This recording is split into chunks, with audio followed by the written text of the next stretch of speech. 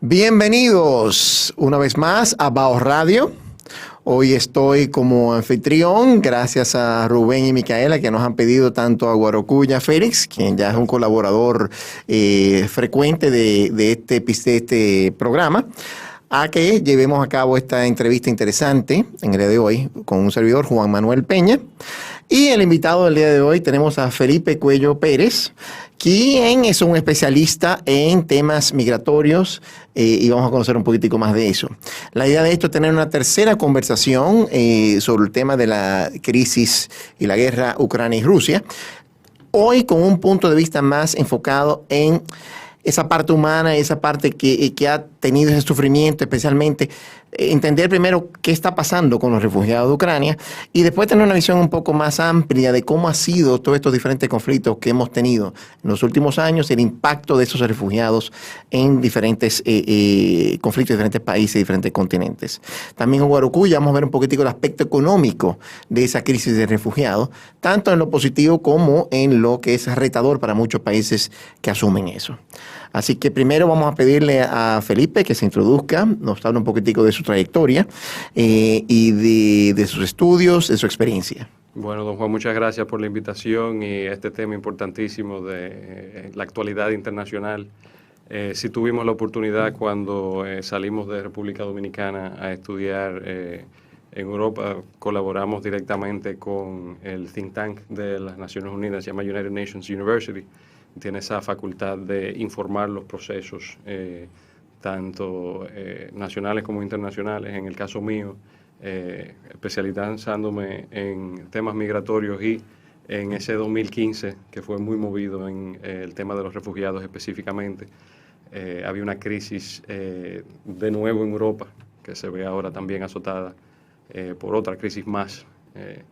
En ese caso, el Mediterráneo era el foco migratorio donde un crimen organizado estaba traficando personas, desde especialmente Libia, y la crisis siria expeló también muchas personas, ¿verdad? Claro. Son personas. Claro. Turquía, al sol de hoy, sigue siendo el foco fundamental donde están los campamentos de refugiados, financiado principalmente por la Unión Europea. Ese fue al final el acuerdo que se le dio salida. Y bueno, yo en la Organización Marítima Internacional estaba como investigador. Tuve la oportunidad también de que me acreditaran como observador ante los procesos que estaban dándose a cabo.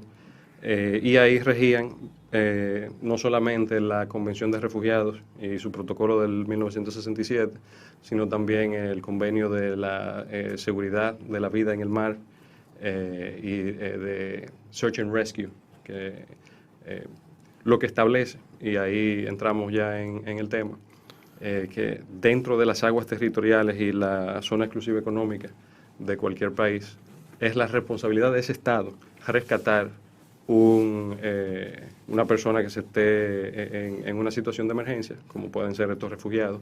Y ahí veíamos ese abuso de parte de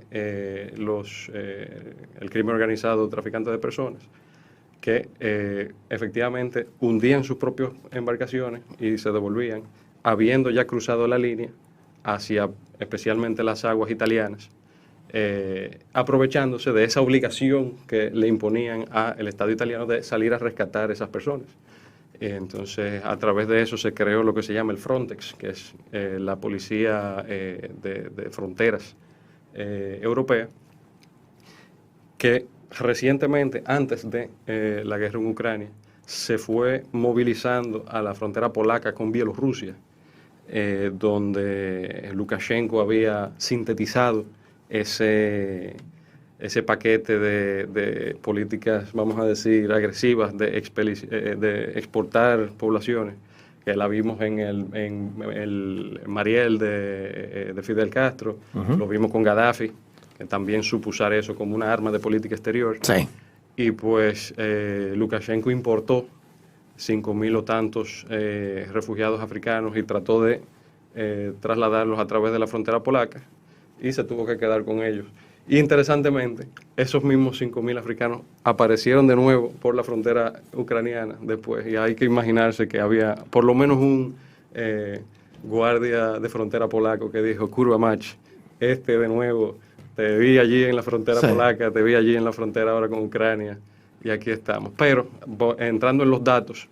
Antes de entrar en los datos, Felipe, creo que es importante para nuestros oyentes y los que nos están viendo también por las plataformas YouTube y otras más que tenemos en Bajo Radio.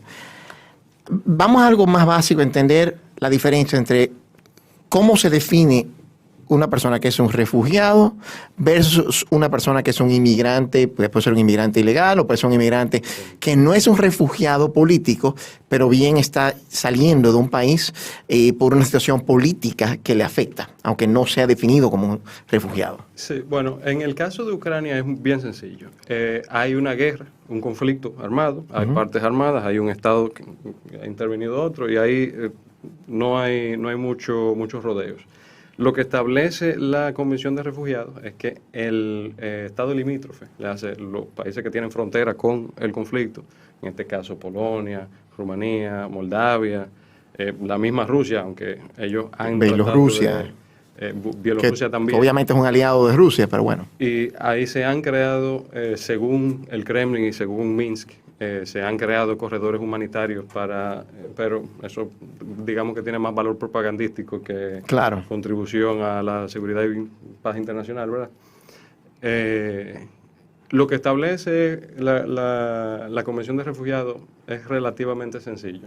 Si hay un problema en tal o cual país, en este caso es Ucrania, pero puede ser Eritrea, puede ser Libia, puede ser Siria, puede ser la misma Haití, el Estado que tiene la frontera tiene la responsabilidad de acoger y proveerle un mínimo de derechos humanos. ¿Y qué se define como un problema? Guerra, obviamente. Guerra, obviamente. Ahora, ahí ya hay varios detalles más. Por ¿Desastres naturales? Los desastres naturales, yo iba a decir persecución política, que es el caso más complicadito. Ok. Ahí hay que establecer el reconocimiento de otro país a que se te ha perseguido, por la razón que sea. Claro. Y ahí se establece asociación. Se ha sabido usar, por ejemplo, en un tema como Afganistán, los homosexuales, que bajo el régimen talibán la pasan muy mal. Es decir, agresiones al derechos humanos. Eso se considera como un refugiado político también. Ok. Eso versus lo que es un inmigrante que, bueno, estaba viendo que hay dos términos. El push, que es cuando se empuja a una persona a salir de su país por esas razones que tú comentaste, y donde está el pull, donde una persona quiere salir de su país porque ve una oportunidad de mejoría en otro sitio. Claro. Entonces, esa inmigración ilegal, que también es un gran problema, esas son de las cosas también que viste cuando estabas en el think tank con las Naciones Unidas. Bueno, ahí lo de ilegal se complica, porque cada régimen nacional es diferente. Claro. El paradigma australiano es yo diría, el más sofisticado. En un sistema de puntuación, te dan más puntos por ser joven, más puntos por tener licenciatura, maestría, PhD. O sea, ellos seleccionan a propósito. Ahí hay un valor normativo que se le impone a lo que ellos están buscando traer legalmente. Ahora, inmigración ilegal, ya eso también goza de la especialidad del caso específico. Esta persona llegó en barco, se fugó en un avión, se fugó en un furgón y está aquí. Y ahí se le da el tratamiento que la ley puede decir deportación inmediata, la ley puede decir considéralo, la ley puede decir mira a ver si puede arraigarse de algunas de las consecuencias de los casos de la Convención de Refugiados, pero de nuevo, cada país tiene su hermenéutica específica y no es lo mismo uno decir Canadá, que es muy acogedor, el que llega a Canadá básicamente se quedó, versus Polonia, por ejemplo, que te manda en avión y no tiene problema con pagar lo que haya que pagar para devolverte. Entonces, cada uno de esos casos es especial. Y ahora los estamos viendo en el caso de Ucrania, que Polonia, que siempre ha sido uno de los países más rajatabla con no arraigarse la responsabilidad de, por ejemplo, Siria o de Libia, tienen varios millones de ucranianos refugiados ahora mismo. Sí, el país que más ha recibido refugiados ucranianos. Efectivamente. Sí. no per cápita, pero en número absoluto sí. ¿Qué explica eso, Felipe, de que Polonia haya cambiado de actitud? ¿El hecho de que son frontera o el hecho de que hay una vinculación más allá del hecho de ser fronteras? Yo diría que sería mucho más difícil ellos zafarse de la responsabilidad siendo frontera, pero el tema político es esa oposición, digamos, casi estatal que tiene el Estado polaco a el Kremlin puro y duramente. O sea, es más bien su antagonismo versus Rusia, que ellos han dicho, bueno, mira, aquí vamos a hacer lo que no, usualmente no hacemos y permitir que vengan los ucranianos. El antagonismo histórico. O sea, el hecho de que Rusia siempre ha sido claro, fuente de conflicto y fíjate que Polonia y la historia polaca pasa por no solamente la invasión alemana durante la Segunda Guerra Mundial, fueron, y bueno, los campamentos de concentración en gran parte eran en Polonia que estaban, y la mayoría de los judíos que fueron ultimados por el régimen nazi eran polacos. Pero entonces después terminan bajo la cortina de hierro en la órbita soviética y le toca el comunismo también, además del fascismo. Entonces ellos eso lo articulan de esa forma. Hay que recordar que también no solo fue Alemania, sino Rusia. Sí. Es decir, tanto Alemania como Rusia simultáneamente ocupan Polonia. Entonces, efectivamente, Polonia tiene esa vocación de mantener fuerte la soberanía, porque le fue restada la soberanía varias veces en el siglo XX. Y esa es la explicación de por qué los polacos están tan activos con eso. Y ahí falta decir lo de la OTAN. Se ha dicho desde el Kremlin, desde que entró Polonia en los años 90 con el presidente Clinton, que eso era una expansión agresiva y que Moscú tenía todo el derecho de sentir que eso era en su contra. Pero claro, al invadir ahora Ucrania, con la excusa de que no se expanda la OTAN hacia allá, le han dado la razón a Polonia cuando decían que ellos tenían que ampararse de esa protección porque el día que los rusos cambien de opinión puede pasar cualquier cosa, y pues efectivamente le han dado la razón en los hechos. ¿Los demás países europeos han tenido una actitud similar o han sido mucho más tímidos con recibir refugiados? Uno de los de las líneas vamos a decir propagandística, pero tiene su fundamento de sustancia, es que la unidad de la Alianza y de la Unión Europea en específico ha sido, se ha evidenciado como no se había evidenciado en ninguna de las otras crisis, ni la del euro, ni la de Libia, ni la de Siria, ni las varias otras crisis que ha tenido que lidiar.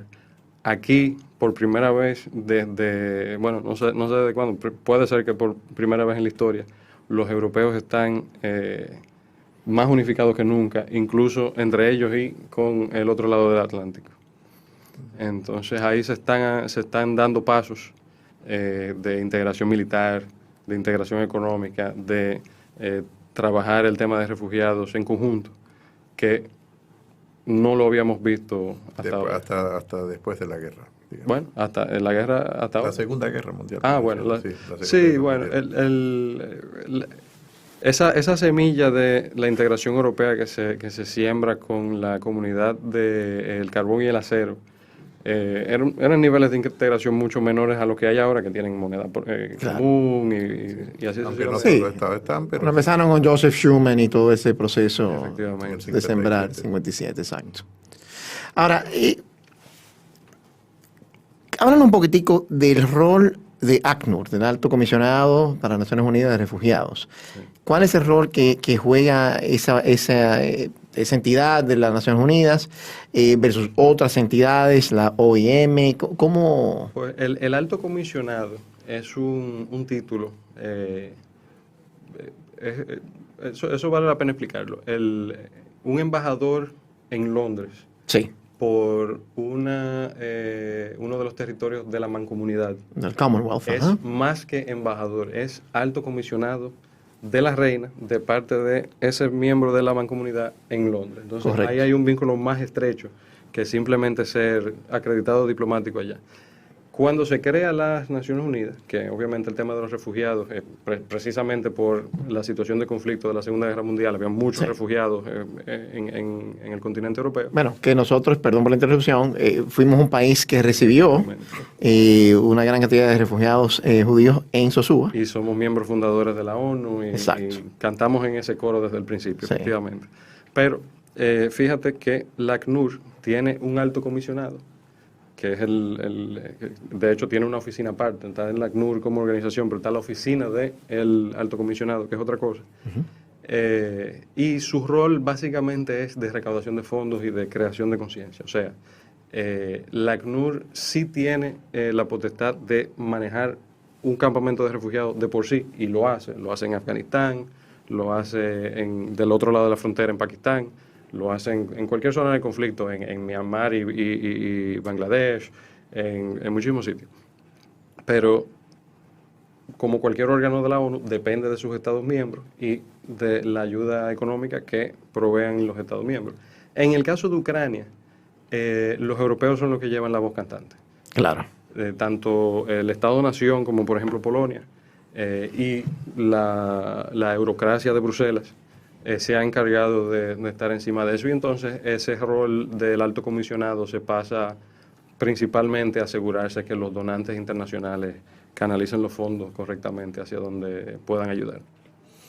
Tú decías fuera de la conversación, el micrófono, que hay una diferencia en la recepción de refugiados por parte de Polonia a lo que ha ocurrido en otros territorios. Por ejemplo, no hay campamentos de refugiados como nosotros vemos con el caso de los palestinos o de los apátridas en Libia. Sí. ¿Qué explica esto también? ¿Tiene la misma explicación histórica, la vinculación étnica? Ahí hay que entrar un poco en las circunstancias específicas de lo que pasó en Libia, que fue una guerra, yo estuve en contra. Ahí el Departamento de Estado de Hillary Clinton tumbó el gobierno de Muammar Gaddafi con la ayuda de Sarkozy, con la ayuda de David Cameron, era el primer ministro de Inglaterra y el presidente francés, respectivamente. Fue muy penoso, realmente ese no era un estado, vamos a decir, perfecto. Yo no soy pro Gaddafi, aunque el que no se ha leído el librito verde vale la pena. Digamos que esa oposición del partido PiS, que es el que gobierna Polonia, a, vamos a decir, lo que ellos dirían las agendas de Soros y de la comunidad internacional y qué sé yo qué cosas, así lo articularían ellos. Pues, desde el punto de vista de ellos no querían nada que ver con ese tema. Pero fíjate que este fue un punto de coincidencia con Rusia, porque Rusia también estaba opuesto al derrocamiento de Gaddafi. Bueno. O sea, aquí fue un punto de coincidencia entre Polonia y Rusia en este momento. Es algo muy puntual. Esas son cosas que... Claro, y uno se pone a ver que los orígenes, tanto de la crisis en Libia y en Siria, todo nace de esta primavera árabe, que fue, digamos, como un juego dominó donde empezaron a tumbarse todos esos diferentes países y regímenes. Ahí me pregunto si es un tema, porque obviamente cuando surgió esta situación de todos estos refugiados sirios, un gran temor que había era, bueno, ¿cuáles de estos refugiados sirios, y puede ser mucho por temas de una visión de desconocimiento, de miedo, de racismo, de lo que se pueda ver, quizás hay un elemento real, pero se tenía mucho miedo, bueno, ¿quiénes son posibles terroristas que estamos recibiendo en un país, quienes no? Entonces había un poco de ese tipo de argumento, porque quizá por un lado hay un tema de temor hacia lo desconocido y la religión musulmana versus estos otros países. Eso es un tema de preocupación, no saber manejar esa situación. La integración y la asimilación. Claro. También otro tema de lo que mencionaba Guarocuya, de la diferencia que hemos visto con esta ola de refugiados de Ucrania versus lo que ha sido las otras olas de refugiados de Siria, es que el corte demográfico es muy diferente. Aquí estamos viendo que es mayormente mujeres y niños. Sí.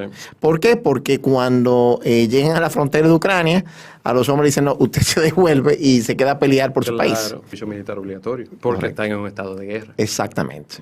Entonces, eso explica un poco la diferencia de esa situación, de lo que ha sido la situación con Polonia y Ucrania. También, obviamente, como mencionaba Guaracuya, mencionabas tú, hay un vínculo más cercano a nivel étnico. Que, querámoslo o no, en nuestro propio país, en República Dominicana, hay más apertura a recibir un inmigrante de Venezuela, que también sale por temas políticos, que los vecinos de al lado, por toda la situación histórica que ha habido entre los dos países, y eso pesa, lamentablemente. Es una explicación penosa, pero es real. No, y ahí también falta por decir que tanto el pueblo como el ejército ucraniano se puso los pantalones y ha estado haciendo todo lo que ha podido hacer para hacerle frente a la invasión rusa, cosa que no se vio, por ejemplo, en el caso sirio, donde parte de la estrategia de Bashar al-Assad era precisamente expelir cualquier joven de edad de tomar armas y oponerse a su gobierno. Eso fue a propósito, eso no fue una coincidencia. Claro. Cosa que también se vio, por ejemplo, en Afganistán, donde el ejército se rindió inmediatamente desde que bajaron los talibanes de su monte. Y pues ahí esos son, a la hora de uno justificarle a su población que mete un refugiado ucraniano en tu casa, ¿verdad? Que son palabras mayores, claro, que es lo que están haciendo en muchos casos las familias polacas. No es lo mismo una mujer y varios niños que tiene el esposo peleando en Ucrania por su país, que un afgano que se mandó. Claro, claro. Bueno, yo creo que también hay orígenes diferentes en los conflictos, también eso explica mucho. Quiere decir que el conflicto sirio es mucho más complicado, probablemente de explicar y quizás de entender, que el conflicto que estamos viviendo hoy entre Rusia y la ocupación rusa de Ucrania. Exactamente. Más que el conflicto. Diría el Kremlin la operación especial militar, ¿verdad? Exacto. Bueno, todos son eufemismos. Yo creo que eso no es nada nuevo entre las potencias, ¿no? Ya Roma lo utilizaba, la República Romana. Bueno, la propaganda rusa siempre ha sido muy buena. Así es. Sí, yo creo que ha sido buena como cualquier otra propaganda de imperio. Sí. Es decir, que los imperios siempre han tenido buena propaganda. Efectivamente. Bueno, vamos a hacer una primera pausa y cuando regresemos volvemos con esta interesante conversación con nuestro invitado especial Felipe Cuello Pérez y nuestro invitado también, conductor del espacio de Bao Radio, Guaracuya Félix. Así que regresamos. Y vamos a hablar un poquitico de esa parte difícil, que es la parte humana de esto que estamos viendo en la guerra y de por qué salen estos refugiados. Vamos a hablar un poquitico primero de lo que ha pasado hasta ahora en Ucrania, hasta el momento que estamos haciendo este programa, donde hemos visto a fuerzas rusas que se han retirado de su primer intento, que era tomar Kiev, y la capital de Kiev. Efectivamente. Pero dejaron unas grandes atrocidades en la zona de Bucha, cerca de, que es vamos a decir que es un suburbio de Kiev. Y hablemos un poquitico de ese costo humano tan lamentable de la guerra y cómo las comunidades, cómo el inmigrante que va pasando con este refugiado supera toda esta situación postraumática y un poquitico eso. Bueno, eso ya es un tema psicológico. El que dice que no tiene traumas que superar tiene que hablar con su psicólogo. Claro. Pero digamos que esa actuación, esa defensa del ejército ucraniano ha sido realmente admirable. A Kiev lo invadieron a través de la frontera bielorrusa, entrando por el área de Chernigov, que es el pueblo que está al lado de la central nuclear de Chernóbil. Aparentemente, según los reportes, los soldados que se atrincheraron ahí están todos envenenados de radiación, cosa que se pudiera haber predecido, pero los rusos sabrán lo que están haciendo.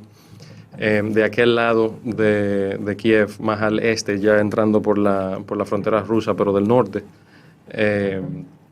había un pueblo llamado Kharkiv, una ciudad. La segunda ciudad, ¿no? También resistió la embestida del Kremlin. Ahí había un tema de que las tropas que se estaban usando no eran los soldados profesionales, sino el movilizado por la fuerza también, por parte del Kremlin. Y a un mes y 6 semanas, vamos a decir, a 6 semanas del principio de la invasión, ya no estaban en un estado para seguir intentando tomar la capital del país que estaban invadiendo. Ahora, los otros 2 frentes que sí siguen en pie por ahora es el del sur, subiendo por el Mar Negro a través de Crimea, que fue el frente original de este conflicto en el 2014. En Crimea hay una presencia importante militar de parte de Moscú. Importante mencionar también que Turquía cerró el estrecho del Bósforo de acuerdo con el Tratado de Montreux, que establece que si hay un conflicto en el Mar Negro se cierra para que entonces se queda huérfano la parte de la Marina de Guerra rusa que está de aquel lado parqueada en Siria. Hay un portaaviones y varios barcos más que pudieran ser muy útiles ahora mismo, pero de aquel lado de la frontera, de aquel lado del estrecho, perdón, sí tienen la flota rusa del Mar Negro que dicen intentará entrar por Odessa, que es esa frontera marítima con el Mar Negro ucraniana del suroeste, ¿verdad? Y si pudieran conquistar hasta ahí Moscú, pues cercenarían a Ucrania de la salida al mar, que es una de las peores maldades que se le pueden hacer a un país. Claro. Ahora, no se ha llegado hasta ahí. Donde está el foco de pelea es en Mariupol, que está entre ese foco de Crimea y las repúblicas separatistas de Donetsk y Luhansk, que sí están dentro del territorio ucraniano, pero que se han declarado separatistas y con aspiración a incorporarse a la Federación Rusa. Entonces, si pueden consolidar esa ofensiva en Mariupol, que realmente le han aplicado la de la Segunda Guerra Mundial, es en la forma rusa de la guerra, que es bombardeo constante hasta que se rindan, claro, bajo asedio. La última vez que miré quedaban 100.000 civiles en Mariupol, y pues ya eso son niveles de resistencia casi suicidarios, pero que no dejan de ser mártires por su país. Claro. Algo que me preocupa es que vi recientemente la noticia de que se designó a este general ruso, Alexander Vornikov, que es el que se encargó de toda esta campaña rusa en Alepo y causó toda esta triste atrocidades en Alepo, que ahora es que va a asumir ese liderazgo en Ucrania. Así que eso aumenta un poco la preocupación y el terror que se avecina para ucranianos civiles en esta guerra. Sí, y ahí lo que hay que subrayar es que los oficiales, los altos oficiales del ejército ruso han sufrido grandes pérdidas. Incluso salieron en fotos y así en la inteligencia de fuente abierta, como dicen, generales ultimados con sus estrellas y sus cosas para identificarlo como tal. Yo no soy lo suficientemente kremlinólogo para decirte cosas personales del general Vornikov, pero si es un veterano de la guerra en Siria, lo que eso te dice es que vamos a pasar de ese bombardeo de artillería, tanto naval como terrestre, a un escenario más de pelea urbana, que fue lo que se vio en Siria. Y bueno, eso es conquistar cuadra por cuadra una ciudad. Se pone bastante feo. Claro. Ese tipo de enfrentamiento bélico. Eso se vio en Irak con el ejército americano, especialmente en esta ciudad, ahora me acuerdo, pero eso es un escenario particular, especial de la guerra, tener que entrar con los soldados, mantener ley marcial, ¿verdad? Claro. Tanques en cada esquina y un estado muy policial. Que eso es lo que pasa, que eso es lo que han dicho también, lo difícil para Rusia. Una cosa es tú entrar y desbaratar, otra cosa es tú mantener y ocupar a un pueblo en contra de su voluntad. Claro, en aquellas áreas donde hay más sentimiento antirruso, porque de nuevo en la parte oriental, como hay, digamos que una población que una parte sí tiene adherencia rusa, entonces eso sería más fácil para los rusos mantener ese control en esa zona. Guaracuya, te quería preguntar a ti, ¿cómo ves tú el tema a nivel económico de los refugiados? Tu óptica un poco en lo positivo y en lo retador para un Estado absorber estos refugiados. Mira, siempre absorber refugiados es un reto para cualquier Estado y para cualquier territorio. Primero porque no solo está el tema económico en sí, sino el tema de cómo asimilar esta población, que es una población desarraigada en un periodo de tiempo muy corto. Estamos hablando de una guerra que apenas lleva 7, 8 semanas. Claro. Por lo tanto, cómo adaptar a las personas a una nueva situación. Esto implica una intervención muy fuerte desde el punto de vista, tú lo mencionabas, psicológico, los traumas que genera en las familias, en los niños. Evidentemente que esto tiene un costo también económico importante, pero sí, también es un gran negocio económico. Claro. Lo digo porque las empresas que tienen que suplir alimentos, que tienen que suplir ropas, que tienen que suplir viviendas o refugios, salud, educación, la educación posible en situaciones de este tipo, evidentemente que se le amplía el mercado. No creo que ninguna empresa en su sano juicio empresarial quisiera tener que intervenir en estas circunstancias, pero lamentablemente esto es así. La guerra, lo decía en un segmento creo que anterior, es un gran negocio. Claro. En sí misma, ¿no? No solo por la venta de armamento, sino por la venta de prácticamente todo lo que necesitamos desde el punto de vista logístico, ¿no? Desde alimentos, medicinas, frazadas, ropa militar o ropa civil, transporte, combustible, prácticamente todo se incrementa, ¿no? Por lo tanto, los países establecen lo que se denomina economías de guerra. Claro. El tema es cómo financiamos la guerra, ¿no? Exacto. La financia con endeudamiento casi siempre y con impuestos extraordinarios que puede ser a través de la propia inflación. Correcto. La inflación funciona como un impuesto indirecto y además acelerado. Entonces, digamos que esto también puede ser un tema de discusión, cómo se financia la guerra. Claro. O cómo se financian las guerras. En este caso no hay ninguna excepción. Creo que desde que el ser humano tiene la vocación de enfrentarse de forma agresiva, los mecanismos son exactamente parecidos. Claro. Porque ahí no hay grandes diferencias. Caso de Polonia, tú lo decía Felipe hace un momento, el tema de que la Unión Europea esté dando soporte logístico y económico, pues alivia la carga a Polonia, pero no va a dejar de ser un tema muy serio para la economía polaca. Te quería comentar, le quería comentar a Felipe y a Guaracuya algo que estuve viendo en la misma página del Alto Comisionado de Naciones Unidas para Refugiados. Algunas estadísticas que sorprenden y llaman la atención.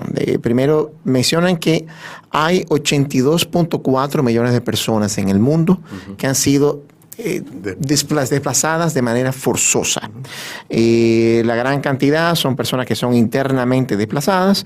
Hay una parte que son refugiados dentro del mandato de lo que es el ACNUR, también lo que son refugiados por Palestina y también una pequeña parte de venezolanos que se han tenido que marchar de su país.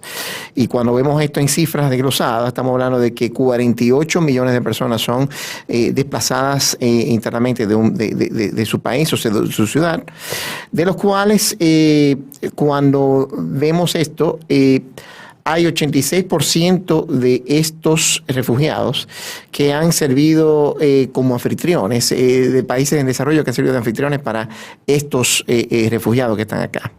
Y cuando vemos la composición de estos países, 68% de estos refugiados vienen de 5 países, donde un 27% viene de Siria, 6.7 millones estimados, 4 millones, 6% de Venezuela, 2.6 millones de Afganistán como un 11%, Sudán del Sur 2.2 millones y Myanmar 1.1 millones con 7.9 de otros países. Obviamente esto va a cambiar dramáticamente con esta situación de Ucrania, pero son situaciones que llaman la atención de esa gran cantidad de población que ha sido desplazada por eso. Es casi como si hubiese un país como Alemania completo hubiese sido refugiado. Imagínense hubiese eso. sido desterrado totalmente la población. Tú estás hablando de 82 millones y Alemania tiene en torno a 90 millones. Increíble. De personas, de población. Es como si hubiese desplazado completamente a Alemania. Efectivamente, ¿no? Completamente, o más que Francia. Claro. Y piensa que, por ejemplo, una Turquía que está cargando con 4 millones de refugiados, eso es media República Dominicana. Claro. Que ellos administran como refugiados. Claro. Líbano, que tiene 1 millón de refugiados sirios, tiene una población completa de 4 millones de personas. Entonces, 1 millón extra es mucha gente. Mucha gente. Y se siente. Ahí estuve viendo también David Miliband, que fue secretario de Relaciones Exteriores o ministro de Relaciones Exteriores en Inglaterra, Tony Blair, con Tony Blair. Dirige una entidad privada que también busca proteger a los refugiados, porque su misma familia fue de origen de refugiados. Efectivamente. Y él hablaba de tres cosas importantes que hay que tener en cuenta para los refugiados. Uno es que hay que dejar que los refugiados trabajen. Él decía, el refugiado tiene que sentirse digno de poder ser autosuficiente y no ser una carga. Eso ayuda al mismo país anfitrión a que baje un poco el tema cuando empieza a ser un tema político. Y es como dicen, hay un dicho que no sé bien, quizás Guaracuya se lo sabe mejor, pero que el pescado y los invitados empiezan a hablar mal después de varios días cuando están de invitados. Lo has dicho perfectamente. Gracias. Entonces, lo otro que argumenta es el tema de que hay que educar a los niños de refugiados. No se puede parar esa educación de esos apresados. Y lo tercero es que las naciones más ricas tienen que apoyar a estos países anfitriones a poder cargar con esto y aliviar un poco la carga en ese sentido. Sí, creo que son 3 elementos que mencionábamos hace un momento. El costo económico para Polonia de aceptarlos, bueno, no solo Polonia, sino los demás países. Sí. Que están recibiendo refugiados, el tema de la educación, te comentaba que si bien es cierto hace 6 semanas, pero habría que buscar los mecanismos para mantener un nivel de instrucción a los niños, sobre todo de la población más jóvenes, y el tema laboral, que es un tema fundamental. Y este es el tema al mismo tiempo más conflictivo, porque es lo que hace que haya probablemente algún tipo de desplazamiento en los trabajos menos cualificados por parte de los refugiados. Muchos de esos refugiados son altamente cualificados y probablemente tengan que insertarse laboralmente en situaciones muy precarias. Por ejemplo, un ingeniero probablemente tendrá que insertarse como vendedor en una de frutas o como taxista. Entonces, eso probablemente desplaza al mismo tiempo las personas con menos formación de ese país. Así mismo. Entonces, este es un tema siempre complejo de manejar. El tema de los refugiados no es un tema fácil. Sí. Es el tema que más se le teme de los resultados de los conflictos. Sí. Armados y no armados. Claro. Y ahí hay que decir también que cada mercado laboral es diferente en cada país. Incluso a nivel de cada ciudad individual. Hay esta o aquella industria, esta o aquella oportunidad. Pero efectivamente lo que se vio de la experiencia afgana especialmente, que si uno les prohíbe trabajar, crea el caldo de cultivo para que se radicalice esa población refugiada. Correcto. Y nutra el conflicto directamente con soldados. ¿Qué estudiaste? En Inglaterra, y después me fui a United Nations University a maestrarme en políticas públicas. De ahí salimos a la Comisión Europea, donde estuve con la Dirección General de Cooperación Internacional. De ahí pasamos a la campaña de Donald Trump, donde cooperamos en el tema de seguridad y defensa. Y el proyecto de transición, que ya es la implementación de políticas después de que uno gana unas elecciones. De ahí volvimos al Parlamento Europeo en Bruselas y pues tocamos todos estos temas económicos, militares, de seguridad. Y pues a la hora de recomendarles algo, pues la Carta de Naciones Unidas y el Tratado de Refugiados con su protocolo de 1967 no deja de ser lo vigente sobre este tema y pues nunca está de más tenerlo así al dedillo. Perfecto. Estamos de regreso en Bajo Radio con esta muy interesante conversación tratando el tema de refugiados con un enfoque especial en Ucrania y también con un enfoque más general de lo que ha sido la crisis de refugiados que ha vivido el continente europeo y otras áreas del mundo en los últimos años. Estamos aquí con Felipe Cuello Pérez y también con Guarocuya Félix, quien está conmigo haciendo el rol de colaborador y conductor de esto. Sí, yo creo que aquí es multiroles, ¿no? Exactamente. Y aprovechando eso de multiroles, Guarocuya, quería tocar un poquitico contigo un tema que ya hemos hablado en otras conversaciones sobre el tema de Ucrania, pero quiero que nos refresque un poco. Así como hay un impacto humano por las atrocidades de la guerra, también hay un impacto humano que todos a nivel mundial estamos recibiendo con esto, que es, aparte del temor de un escalamiento mucho más fuerte de lo que es esta crisis, es el tema de todo este impacto en los precios tanto de alimentos, de combustibles, especialmente en el caso de Europa, donde se va a vivir una situación muy fuerte con todas estas medidas, tratando de afrontar a Rusia y trabajando con este embargo de gas natural, de hidrocarburos y todo eso. Cuéntanos un poquitico de cómo ha ido evolucionando el tema de los precios y obviamente cómo se está viendo eso impactando a países que no se ha visto todavía el impacto porque este aumento de precios ha sido reciente, pero ya cuando se vaya a hacer órdenes de nuevos pedidos, empezaremos a ver ese tipo de impacto. Yo daría un pasito previo, Juan Manuel, porque el mundo estaba sometido ya a unas dificultades en algunos mercados que había provocado la pandemia. Y simplemente lo que ha hecho la guerra en Ucrania, o la intervención rusa en Ucrania, que ha exacerbado algunos temas que ya venían como producto de la pandemia y que todavía no habíamos terminado de salir de eso. Por ejemplo, lo que se ha llamado la cadena de suministros, por primera vez comenzamos a oír esto, de cadena de suministro, era un término muy técnico que se utilizaba al interior de las empresas o de las industrias, pero yo creo que se ha popularizado entender de que la pandemia detuvo prácticamente la oferta de determinados bienes y servicios, el transporte de determinados bienes y servicios, porque prácticamente la economía mundo se paralizó. Correcto. Con excepción de algunos sectores como fueron los sectores de medicamentos o sectores de algunos de alimentos, no de todos los alimentos, y otro tipo de sectores que estaban vinculados a mitigar el impacto que tenía el COVID-19. No saliendo de esto, entramos a esta crisis provocada por Rusia en Ucrania, ¿no? Algo que te voy a decir es que con eso que comentas de la cadena de suministro, es que nosotros funcionaba tan bien antes de la pandemia que eso lo tomamos por sentado. Era como formante, era como algo dado, no era algo perceptible porque eso sencillamente yo pido algo y por arte de magia está aquí, de cualquier parte del mundo. Así es. Entonces pasamos ahora con la crisis. Y esto se interrumpe, ¿no? Sí. Con COVID-19 comienza una recuperación lenta y a diferentes velocidades porque no todos los sectores se recuperan a la misma velocidad. Hay un choque de oferta. El choque de oferta es cuando hay más demanda de un producto que la oferta que recibimos, por eso se incrementan los niveles de precio. Y esta crisis genera otro choque de oferta adicional a la crisis de las cadenas de suministro, sobre todo en los granos. El tema de trigo y otro tipo de granos y piensos para alimentos humanos y para alimentos de animales. Hay que entender que esta región del mundo, Rusia y Ucrania, por sí solos son el 26% de la producción global, por ejemplo, de trigo. Es el gran granero de Europa y además son exportadores a nivel global y impactan los precios a nivel global. Por lo tanto, uno de los mecanismos de transmisión de la crisis es el precio de los alimentos en este momento. Alimentos como trigo o el tema del girasol. Son grandes productores de girasol y por lo tanto el girasol es una materia prima para la fabricación de aceites, aceite comestible. Entonces Correcto. todo esto impacta de manera directa los precios de los consumidores finales, que son las personas común y corriente de la calle. Los países han utilizado diferentes herramientas e instrumentos para moderar esos precios, ¿no?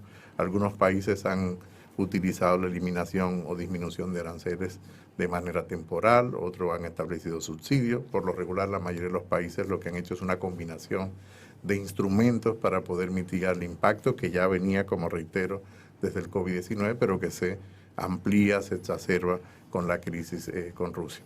El tema de los combustibles es un poquito más complejo que el tema de los alimentos. Claro.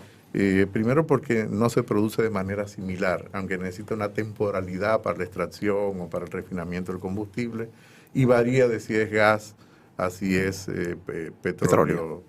Por lo tanto, el tratamiento que se le da a los combustibles es diferente desde el punto de vista de los mercados al tratamiento que se le da a los alimentos, aunque son commodities al mismo tiempo porque se cotizan en mercados de futuros. En el caso de los combustibles es muy difícil predecir los precios. Fíjate que los precios han sido muy erráticos, tuvimos precios muy altos del petróleo, ahora tienen una tendencia a la baja, es probable que vuelvan de nuevo a subir. Claro. Porque los precios de los combustibles están muy permeados por las decisiones de política de los países, mucho más que el precio de los alimentos. Así es. Y digo esto porque Estados Unidos, que tiene las reservas más grandes del mundo, utiliza estas reservas estratégicas para moderar el nivel de precios a nivel internacional, y esto lo hace con fines de política, de estrategia política, ¿no? Claro. Y esto hace que no podamos predecir adecuadamente los precios de los combustibles. Y además el hecho de que Estados Unidos se haya acercado nuevamente a Venezuela para tratar de que Venezuela comience a ser un suplidor importante en los mercados globales, lo mismo que la petición que ha hecho a los países árabes para que incrementen la producción, puede moderar al mismo tiempo esos precios. Pero los precios en sí están altos con relación a los precios pre-pandemia que estuvimos consumiendo los combustibles. Que estuvimos, digamos, mal spoiled, como dicen, de que tuvimos tanto tiempo con precios bajitos, relativamente hablando. Y con la pandemia, porque se detuvo también. Bueno, la pandemia que tuvimos que llegó a un piso que nunca lo habíamos visto antes. Sí, lo habíamos visto en determinados momentos, pero momentos que han generado crisis que hace que los aparatos productivos globales hayan entrado en situaciones de dificultad. Ahí cabe mencionar también, don Juan, que el cambio de política, como dice don Guarculla, de la administración de Trump a la administración de Biden, se dejó de aplicar esa estrategia que se determinó America First, Energy Dominance. Era de tener a Estados Unidos como un exportador neto de energía, tanto de gas como petróleo, como todos los otros. Y se llegó a dañarle la cartelización que tiene la OPEP y la OPEP Plus, que incluye a Rusia. Al tú entrar como el swing producer, era mucho más fácil manejar los precios hacia la baja. Pero al entrar esta nueva administración en el 2021, pues se prohibió el fracking. Y de hecho, precisamente en una publicación rusa, en Sputnik, me publicaron en mayo del 2021, donde yo predecía que los efectos inflacionarios de eso sobre precisamente la cadena de suministro y todo lo otro, donde la ecuación de precio incluye un importante factor energético. Y pues así mismo fue, desde que salió Estados Unidos de tratar de manejar esos precios de hidrocarburos hacia la baja, pues le ha convenido tanto a la maquinaria de guerra de Moscú como a los países del Golfo, que ahora cuando los llama Biden no cogen el teléfono porque ellos saben que no le va a convenir esa baja de precios. Claro. De hecho, aquí tú has introducido un elemento muy importante, que es el tema ambiental. Sí. Porque el tema ambiental, en el caso de Alemania, que es mucho más evidente que en otras economías, que otras de las economías europeas, yo diría que fue la que fue mucho más lejos en tratar de sustituir la energía nuclear, el grueso de la producción de energía por combustibles fósiles, pues lo hizo mucho más dependiente de Rusia, tanto en petróleo como en gas. Así es. O el hecho de prohibir la explotación de petróleo a partir del fracking, precisamente por temas ambientales. Entonces, esto es una dicotomía que tenemos todavía en las manos desde el punto de vista de la energía que utilizamos, no dejan de ser combustibles fósiles. Para producir energía limpia todavía necesitamos combustibles fósiles, y energía como la energía solar o la energía proveniente de las olas del mar, a nivel eólico, o la misma nuclear, o la eólica, todavía no tenemos la capacidad de generar la potencia necesaria para la industria o el almacenamiento. Entonces, en el fondo está todo el tema de energía. De hecho, los grandes conflictos a nivel global en los últimos 130 años ha estado de por medio el petróleo. Y este es un conflicto que está de por medio el petróleo. Es verdad que es un conflicto desde una visión geopolítica de Rusia, pero de por medio está el tener control sobre los medios que generan energía. No, y como tú mencionas, uno de los grandes temas que ha impulsado o le ha dado esta confianza o este empuje a Rusia también es que lograron, por una visión de Alemania, decir, bueno, vamos a buscar después de la caída del muro, de empezar a tener una... Sobre todo el accidente de Fukushima. Sí. El accidente de Fukushima fue un punto de inflexión. Exactamente. En la utilización de la energía nuclear por parte de algunos de los países europeos, sobre todo de Alemania. Sí. Por una razón, el movimiento verde de Alemania es el movimiento más fuerte en toda Europa. Así es. Fue. Ahora es menos, pero lo fue. Sí. Por ejemplo, claro, pero ha sido ahora más pragmático que hace 15 años atrás. Correcto. Por ejemplo. Te digo esto porque había conversación, eran públicas, salían todos los noticiarios sobre la conveniencia de establecer topes, fechas topes para la eliminación de la energía nuclear. Francia siempre se opuso. Claro. Porque Francia, su argumento ha sido, oye, para poder ser una potencia tengo que ser independiente, no puedo depender energéticamente de Rusia. Yo creo que y el tiempo se lo está demostrando. Por dar la razón. Hasta que no tengamos otra tecnología que nos permita producir energía barata en grandes cantidades. Entonces, eso está en el fondo de este conflicto está el tema de la energía. Sí. Y es un tema que va a seguir siendo un tema central en la humanidad. Correcto. En los próximos años. Correcto. Algo también interesante que une un poco el tema de energía con alimentos es que Rusia también es uno de los productores más importantes de abono, que viene... Porque el abono es un derivado también del gas natural. Uno de los componentes son derivados bien del gas natural o bien del petróleo. Correcto. Entonces, eso encarece también los abonos. Recuerda que los alimentos es energía. Sí. A ver, de lo que estamos hablando es de energía en sentido amplio. Alimentos o combustibles fósiles o no fósiles, estamos hablando de energía. Y los seres humanos y los seres vivos necesitan energía. O la toman del sol, como las plantas. Claro. Y del agua, o la tomamos de las piedras, o la tomamos de piedras fosilizadas, o la tomamos del sol, o la tomamos... Así es. Pero es energía, y al final de cuentas es lo que genera los grandes conflictos de la humanidad. Incluso el hecho de tener necesidad de definir espacios vitales... Claro. Es porque necesitamos un espacio vital a futuro para darle alimento a nuestra población, para producir bienes y servicios para la población. En el fondo, deja de ser energía en sentido amplio. Muy bien. Ahí también, hablando del tema del costo humano de esto, hay países que tienen una dependencia mucho más fuerte en lo que consume trigo. Por ejemplo, un país como Egipto, que es el consumidor más grande per cápita de trigo, va a tener un impacto importante. Ya lo tienen, porque piensa que es un mercado a futuro. Correcto. Por lo tanto, tú estás pagando hoy el trigo que vas a consumir los próximos 90 días que te va a ser entregado, pero lo estás pagando hoy. Y ese que pagaste hoy es el que consumiste y así sucesivamente. Es un ciclo. Y ahí cabe subrayar que no muy lejos de aquí, en Haití, en Puerto Príncipe, se han sabido tumbar gobiernos por el precio de la comida. No, a ver, en República Dominicana los más jóvenes no lo recuerdan porque la mayoría de esta población nació después del 84, pero la crisis del 84, del levantamiento que tuvimos, fue precisamente por el incremento del precio del pan.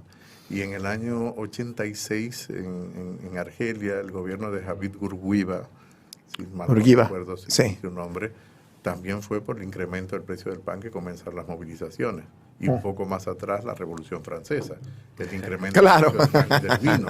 Y mucho antes de eso, en la antigua República Romana, habían movilizaciones permanentes precisamente por el precio del trigo. Por eso, esos grandes barcos de transportar alimentos no es un invento moderno, es un invento de la antigüedad, lo habían hecho los egipcios.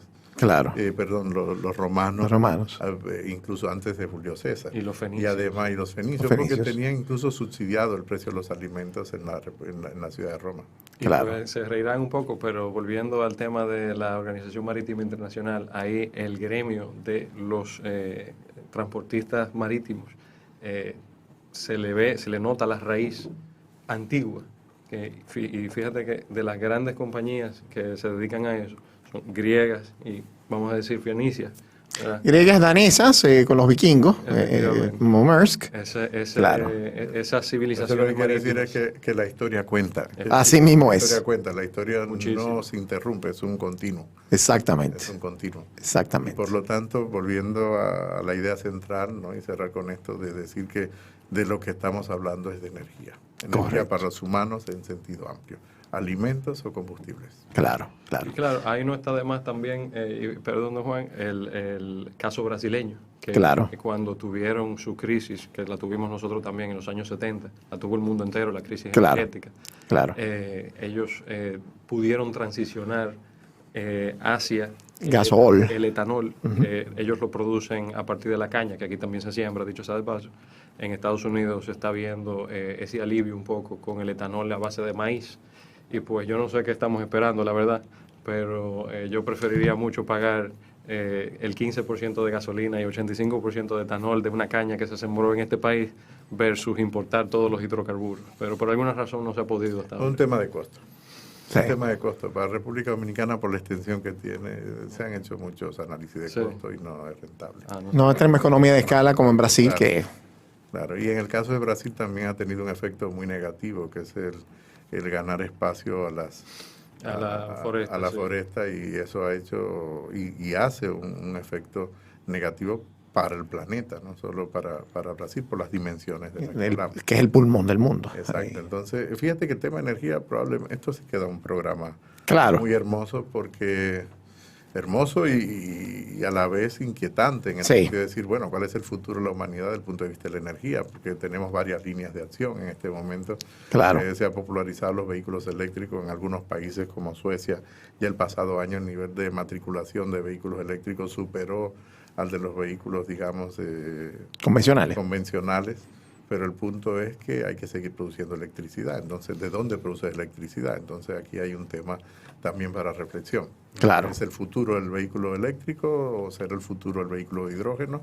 ¿O esta guerra acelerará la utilización de otro tipo de combustibles? Bueno, con ese último pensamiento pasamos a otra pausa, donde hablaremos también con Felipe un poco más sobre su visión geopolítica general y hacia cuál sería un cierre, un endgame de este conflicto Ucrania-Rusia, y obviamente también ver un poquitico qué otros focos hay por ahí a punto de estallar o que hay que tenerle ojo, porque no todo es exclusivamente Ucrania y Rusia. Así que volvemos.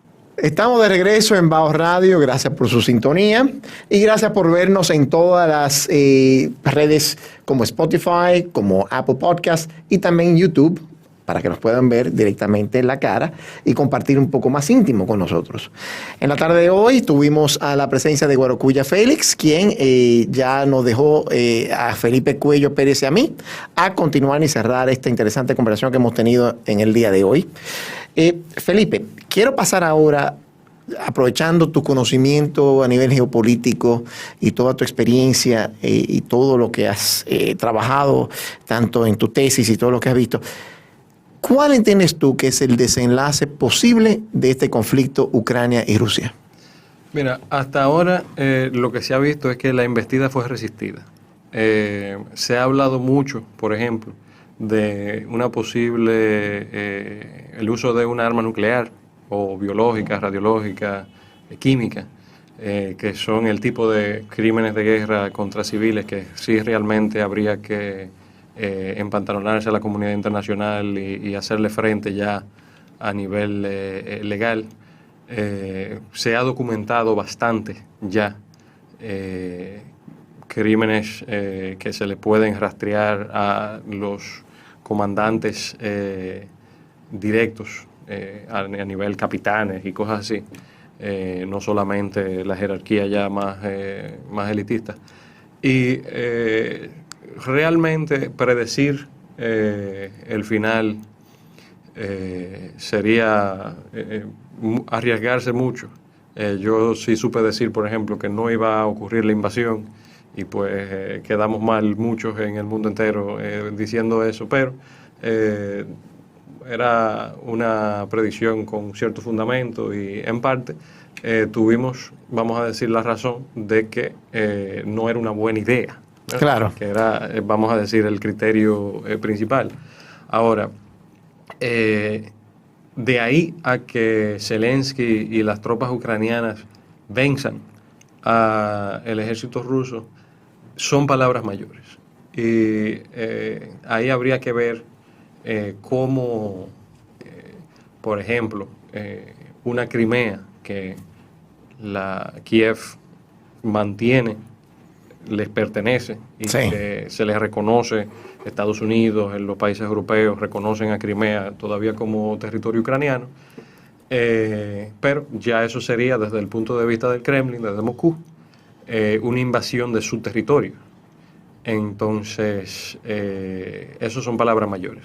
No, a modo de recomendación, pues, mientras más difícil se la puedan poner,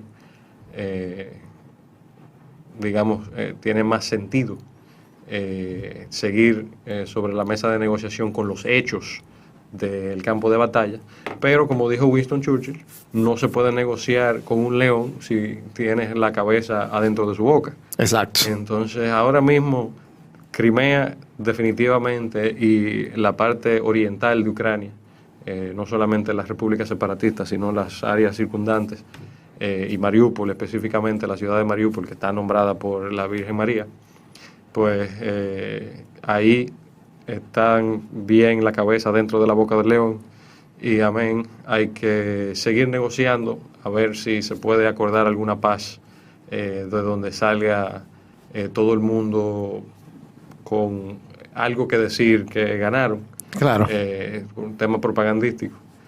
Pero si sigue el conflicto y si sigue siendo derrotado de la forma que ha sido el ejército ruso, pues hay que contemplar la posibilidad de que se dé lo que dijo el presidente Biden, y que realmente ahí yo incluso como republicano le reconozco que ha tenido alguna que otra actuación valorosa, como decir, por ejemplo, que Putin no puede seguir en el poder, que es la posición que debería de estarse tomando tras bastidores, no necesariamente en público, pero la articuló de parte de la presidencia de Estados Unidos y bueno, la Casa Blanca trató de echarle para atrás un poco el asunto, pero hay que decir que habiéndose cometido la falla que se cometió, eso debe tener consecuencias. Pero déjame pausarte ahí un segundo con ese comentario de lo que dijo Biden, digamos, fuera de micrófono o con micrófono, o sea, el hot mic, donde él decía que no debe continuar en el poder. Dos temas ahí. Lo primero es, tú que te identificas con hora de republicano, al Partido Republicano. Ok, y me habla. El ala trompista específicamente. Bueno, yo soy totalmente de otro lado, pero qué interesante que podemos tener esta conversación aún teniendo esa visión tan opuesta. Por un lado, muchos atribuyen a que Trump fue flojo y Trump fue, no flojo él como persona, sino que él fue muy acomodativo a Putin. Sí. Entonces la pregunta es, bueno, si Putin realmente, tu visión como republicano y más de esa ala trumpista de Trump, entiende que lo correcto, lo ideal es que Putin no esté, ¿cómo tú asocias ese discurso con las actuaciones del gobierno de Trump, donde había una cercanía tan estrecha que inclusive invitaron al primer ministro, al ministro de Relaciones Exteriores, no me acuerdo cuál fue, pero cuando salió el director de la FBI, Comey, en su momento, al otro día tenía Trump una reunión en la Casa Blanca con altos funcionarios rusos. Entonces, mira, lo que pasa es que el valor propagandístico de tachar a un político, sea de derecha, sea de izquierda, y esta táctica realmente se le aplicaba más en el siglo XX a los políticos de izquierda, específicamente en el continente europeo, tacharlo de prorruso siempre fue una buena forma de limitarlos. Entre eso y el control de la prensa, así se manejaba el sistema político para asegurarse que las armonías necesarias, especialmente en lo que viene siendo la OTAN y ese tipo de cosas, ahí no hubiera muchos problemas. Lo de Trump realmente siempre fue mentira, te lo digo yo personalmente, que estuve en la campaña en Trump Tower, en el headquarters, ahí no había ningún ruso de nada. Eso siempre fue la excusa que puso en la campaña de Hillary para justificar la pérdida. No, fueron los rusos, nos hicieron un lío, que sé yo qué cosa. Pero eso no tenía fundamento serio. Y la prueba fehaciente de eso es que durante los 4 años de Trump, Putin estaba calladito. Así como durante los 8 años de Reagan, Fidel Castro no dijo ni ji, sabiendo que podía pasar cualquier cosa, porque no podían predecir bien qué iba a pasar desde la Casa Blanca. Pues efectivamente, los transcribos de esas reuniones que tuvo Trump con Putin y así, lo que se ha dicho, lo que se terminó diciendo es que si pasaba cualquier cosa, óyeme, la bomba llega en media hora. Eso es rápido. Okay. Entonces, volvemos a lo que dijo Biden. No es que esa tiene que ser la posición, pero ellos tienen que contemplar que esa posición, si se da como política oficial, tendría unas consecuencias tan graves. Y en el régimen de sanciones lo estamos viendo.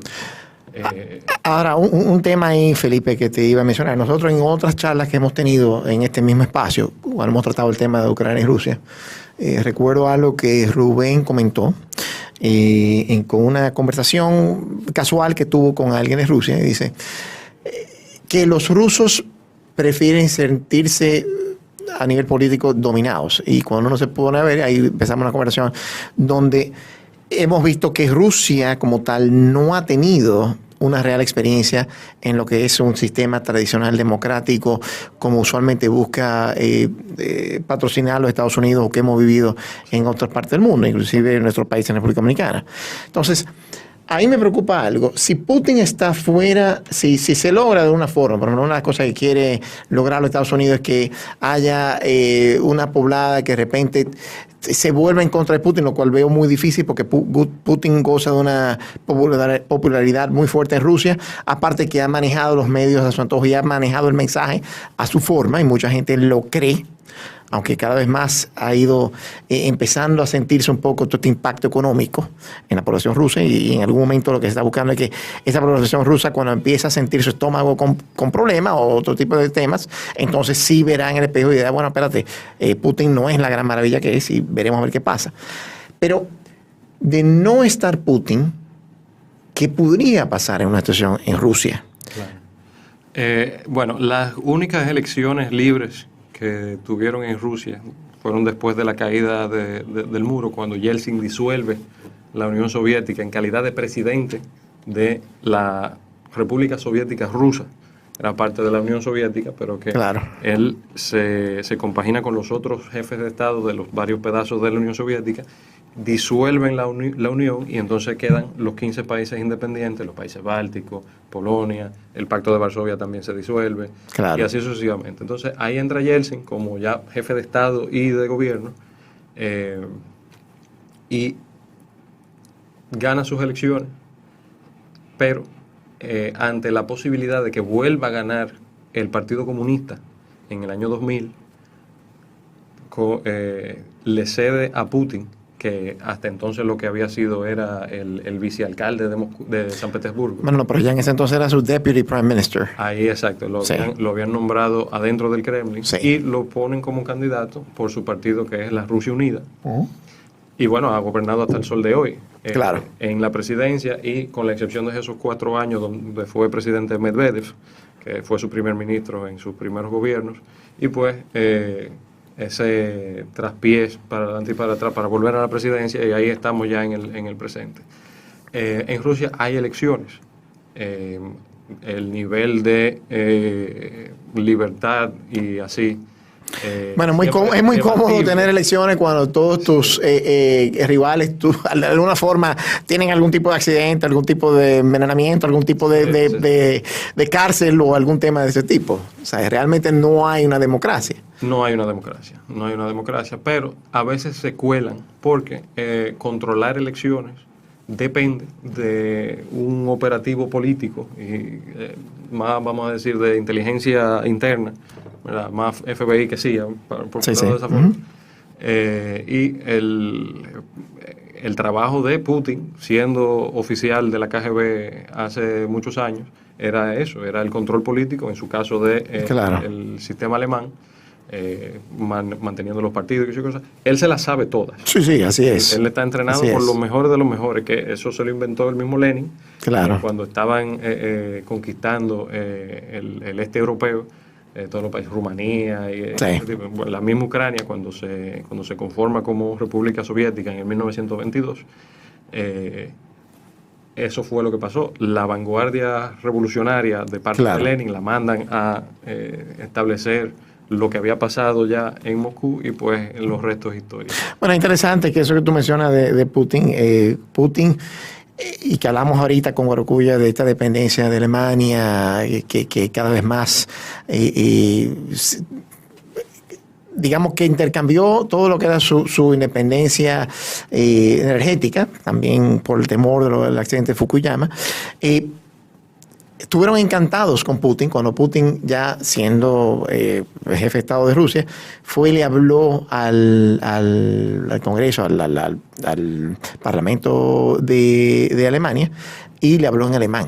O sea, logrando ahí mucho más esa afección en ese entonces con Putin. Muy bien, vamos ahora a pasar, aparte de Ucrania y esta crisis que estamos viendo, ¿qué tú estás viendo en general como otros focos importantes a no perder de vista? Que obviamente ahora no tienen la visibilidad porque cada día vamos viendo el tema de Ucrania, que es lo nuevo y reciente, pero focos de tensión geopolítica que no podemos olvidar. Bueno, por ahí mismo en la misma área geográfica, el Cáucaso, tenemos el caso de Georgia, donde hay pedazos separatistas también. Cabe mencionar el Nagorno-Karabaj y la Osetia del Sur, que son las dos, hacen frontera con Rusia, tienen ese tema de que hay una población rusa y pues también tienen tropas rusas. Si yo fuera georgiano, yo estuviera muy preocupado de que pase exactamente lo mismo que pasó en Ucrania, que hay una república separatista y por ahí entraron. Esa frontera también rusa. Ahí un poco más al sur, siguiendo en el Cáucaso, está el Artsaj, controvertido entre Armenia, que es un país cliente ruso, pero digamos de talla menor, y el Kirguistán, ¿Kazajstán o no? Hace frontera con Turquía y es un país cliente de los turcos. Tayikistán. Que viene siendo Armenia y hacen ambos frontera con Irán, que también viene siendo un foco difícil. Y ya volviendo al continente europeo, pero no alejándonos del tema ruso, está Transnistria, que se denomina Pridnestrovia. Transnistria es un pedazo separatista de Moldova. Claro. Mantiene que es parte de ellos, pero hace frontera con Ucrania y Moldova del otro lado. Y fíjate, para que tú veas los efectos de la historia, esa incorporación de 1922, tanto de la República Soviética Moldava como la República Soviética Ucraniana, es la que establece que Moldavia y Pridnestrovia son el mismo país. ¿Qué pasa? Al disolverse la Unión Soviética, ese tratado pierde vigencia y se queda Pridnestrovia en el aire, porque no se reconoce como un país independiente, pero tampoco se mantiene adentro de Moldavia. Y fíjate que ellos todavía tienen la bandera con el martillo y la hoz. Ellos mantienen que la Unión Soviética está viva y tienen tropas rusas presentes. Mira qué interesante. Por ahí se pudiera entrar otro frente a Ucrania, pero eso depende de que la embestida desde el este llegue hasta ahí. Cuando hablabas ahorita, ¿te referías a Azerbaiyán? Azerbaiyán, perfecto, efectivamente. Perfecto. Bueno, vamos ya a dar al cierre del programa. Cuando cerramos, típicamente hablamos unos breves minutos. Ya pasar un poquitico a tus hobbies, de qué haces en tu tiempo libre. Obviamente sé que la lectura tiene que ser primordial con toda esta información que nos has compartido y con sorprendente 31 años y tienes toda esta información en tu cabeza y que nos estás comentando. Así que cuéntanos un poquitico de tus hobbies y qué recomiendas de lectura, aparte del libro que nos recomendaste? ¿Qué también nos puedes hablar un poquitico de? Pues mira, ahí con el tema de Trump y Rusia, te recomiendo mucho uno por un autor que se llama Barry Meier, Meier.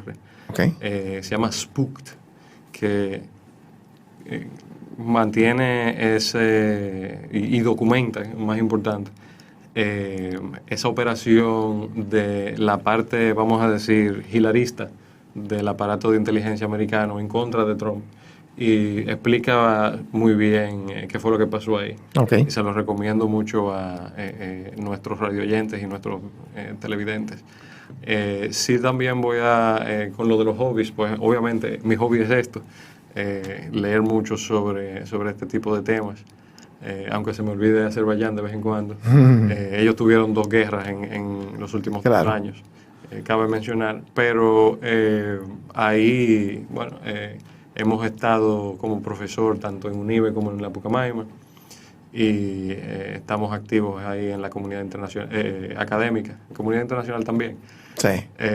Y hemos estado haciendo alguna que otra consultoría con las autoridades nuevas aquí en República Dominicana, tratando de aportar lo más que podamos. Muy bien, muy bien.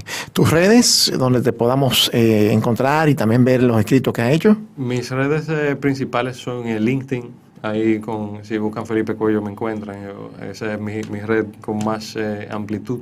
Pero cabe mencionar que estamos transmitiendo aquí por Getter, gettr.com. Es la competencia de Twitter. Ahí pueden ver esto con subtítulos en el idioma que mejor entiendan, en francés, en inglés, incluso en alemán y en ruso, japonés y así sucesivamente. Muy bien. Yo creo que son 2 idiomas que tiene la aplicación por ahora. Y aparte de Getter y LinkedIn, hay toda una serie de publicaciones en americangreatness.com. I am Greatness es la página. ThePostil.com, Postil con el generativo de THE primero. ThePostil.com, ahí pude publicar también sobre el tema de Zelensky específicamente. Y tuve el honor de que se me tradujera en ruso para una revista rusa similar a esa, donde el editor había conseguido el gran Alexander Dugin. Y entonces al principio de esto pudimos tener un artículo mío con un artículo de Alexander Dugin. ¡Wow! Fantástico. Ambos pedazos del argumento. Muy bien, muy bien. Por último, ¿alguna serie o alguna película que ves interesante que puedas compartir ya con estos temas o un poco de entretenimiento que... Sí, no, a mí así de estos temas...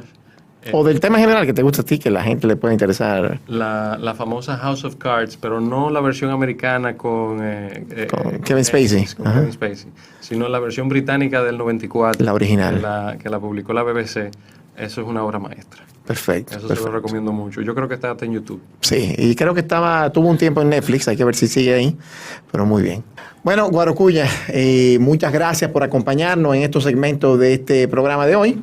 Gracias siempre por todos tus aportes tan valiosos y contribuyen tanto al nivel intelectual para cada vez más conocer más y entender más los problemas que nos aquietan en el día a día. Muchísimas gracias a ustedes y sobre todo a la compañía de Felipe, que me ha dado un gran placer poder compartir con él. El placer fue todo mío, don Guaro. Un abrazo. Un hombre muy docto, la verdad. Y muchas gracias a ti. Felipe, muchas gracias por acompañarnos en esta tarde de hoy. Ha sido una gran interacción contigo y también con Guarocuya, que nos acompañó hasta una buena parte del programa. Un gran saludo a Guarocuya. Cómo no. Bueno, aquí quedamos a tu orden y muchas gracias y un gran placer. Les acompañó Juan Manuel Peña, director de la firma Sapphire Advisors, donde trabajamos temas de valoración de empresas, gestión de inversiones y estudio de factibilidad. Estamos a su orden en @Sapphire Advisors en Instagram y también a nivel personal @JuanMPena72. Y como de costumbre, estamos aquí en Baos Radio, donde usted puede entrar en @Baos Radio en Instagram, accesar al Linktree y accesar a todo nuestro contenido tan variado, siempre buscando profundizar temas de cultura, temas de impacto, de conocimiento a todos nuestros oyentes y todos nuestros televidentes ahora por YouTube. Muchas gracias.